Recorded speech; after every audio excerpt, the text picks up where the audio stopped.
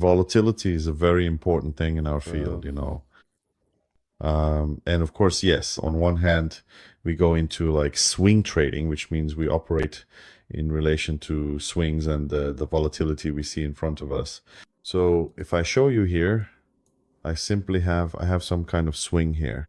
So here around this area, I would want to take my profit pretty soon, actually. That's just how it is. That's clear.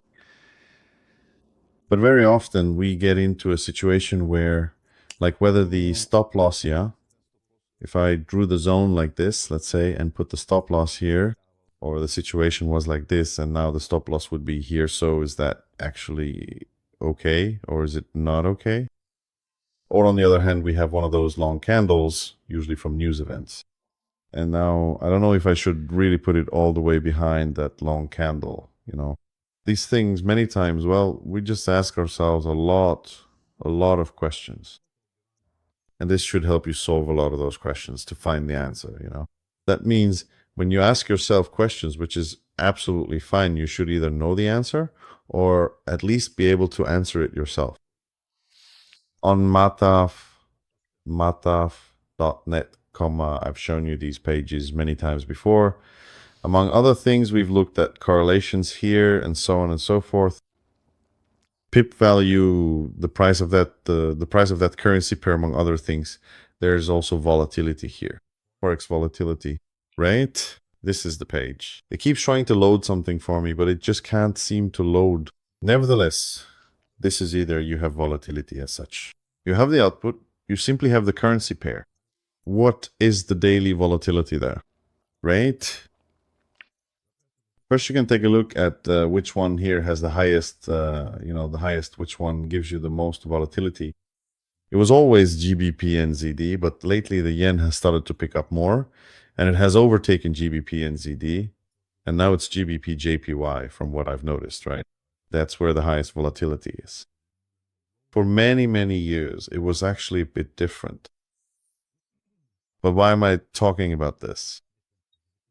I think you should set a minimum sell level that you'll use on that currency pair and maybe a maximum take profit if you want to get out of the trade quickly, meaning out the same day as an intraday trader. So out that same day, if it carries over into the next day, that's fine, but you just don't want to spend a week or two in the trade. So set an appropriate take profit, right? That means, just like we say in our club, you shouldn't set a ridiculous stop loss or a ridiculous take profit so you don't end up chasing some pie in the sky, even if it fits your money management. Maybe something like a 2-to-1 ratio is right, but you shouldn't go for something unrealistic. So in other words, you can take something here. What's the key to figuring that out? For example, I personally don't trade Euro GBP anymore, but that's probably the only pair where I could have a stop loss smaller than 10 pips.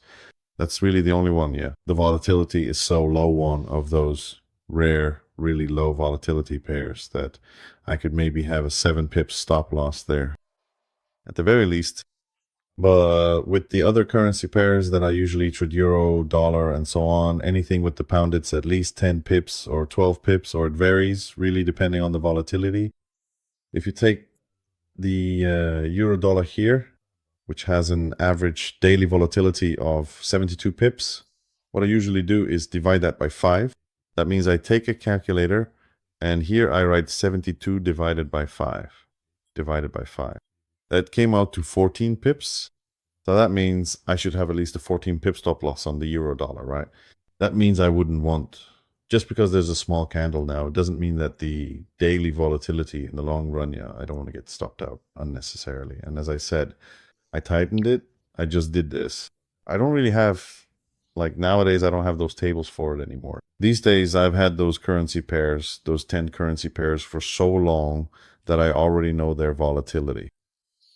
But there were times, and it wasn't just for a month, it was several years. And it keeps changing, so you really need to keep an eye on it. And since I wasn't able to keep all those different currency pairs in my head, I made a table for it. That table, my colleague and I used to make it, and it might have looked something like this, you know. I mentioned here that I trade the euro dollar with 5 lots, and at that time I wasn't trading 2-to-1 yet, But as you can see here, I was already starting to have a slightly bigger take profit than stop loss, right? Today, the table would look a little different again. This is an old table, an old volatility, but I had this stuck right next to my monitor on the monitor itself. And whenever I wanted to trade something, so I wouldn't have to look anything up, I just glanced at it, you know? Yeah, if it was this, then I already knew the position size as well. That means for how much, whether I go in for a lot, 2 lots, half a lot, just the size of the position. And I kept an eye on the minimum, maximum, you know, those movements, right? Because I just didn't want to have the stop loss set too tight so it wouldn't kick me out unnecessarily. But on the other hand, to make sure it fits some kind of money management, I also didn't want to have a stop loss that was like unreasonably large, you know, because large stop loss means a long way to the take profit. So I wanted it to match up, you know, with these things somehow. Today, this table you see here doesn't apply at all anymore, right? It's just not valid anymore. It needs to be recalculated based on the current volatilities that we have today. And when I calculated the stop loss for you like this, I would usually set the take profit as well. Not just today, but back then when I started working a bit more with money management, I had, again, the euro dollar here. How much was it? 82. So 82. And I would, for example, divide that by 2, right? So divided by 2 equals it was 36 pips, right? 36 pips is totally fine. That means if it was a small trade and I went for, I don't know, those 15 pips, right? Because 13 was the minimum, so 15 pips. 15 pips stop loss. And I was aiming for 30, 35, right? Something like that. On average, give or take. That's how I approached it. If it was like twice that number, I would look and really ask myself, do I actually want to take this trade? Is it really like beyond the standard volatility? Does that mean, am I really ready to stay in there maybe longer? Do I have the room for that, you know? It might lead you to more questions, but it's good to answer these kinds of questions for yourself.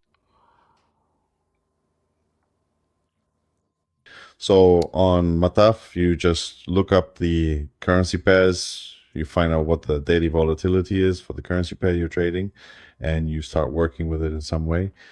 And I really recommend working with it. I mean, I get it. The swing is our relative take profit and relatively set distance. But try to look at how many pips that is and whether it matches up for you, whether that's really it. Whether it's actually realistic for you to get out of that trade within the same day. I've made various tables like this, you know, just to get down to the minimum volatility as such. And here it was divided by 6, right? And again, this doesn't match the money management I use today, nor does it reflect the current volatility, you know? Nowadays, the volatility is just different again.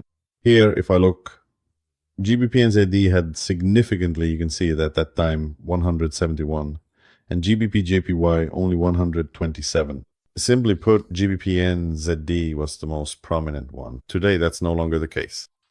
So recalculate it again, and that's a kind of a certain helper to make sure you don't unnecessarily tighten your stop loss.